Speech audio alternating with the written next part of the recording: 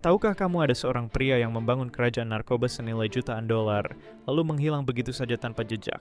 Namanya Frank Matthews.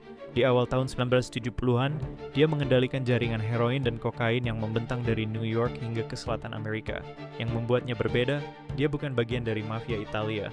Dia beroperasi sendiri, sebagai pria kulit hitam yang menolak tunduk kepada siapapun. Keberaniannya luar biasa. Keluarga-keluarga kriminal besar membiarkannya bergerak karena dia terlalu menguntungkan untuk diganggu. Tapi DEA akhirnya mengepungnya pada tahun 1973, lalu sesuatu yang tidak terduga terjadi. Frank Matthews menghilang. Dia membawa sekitar 20 juta dolar tunai dan tidak meninggalkan satupun jejak yang bisa dilacak. Tidak ada penampakan yang bisa dipercaya. Tidak ada mayat. Tidak ada rekening yang bergerak. DEA membuka kasusnya selama puluhan tahun. Tidak ada yang tahu apakah dia hidup mewah di suatu tempat atau sudah lama terbaring di bawah tanah. Dia tidak pernah ditangkap.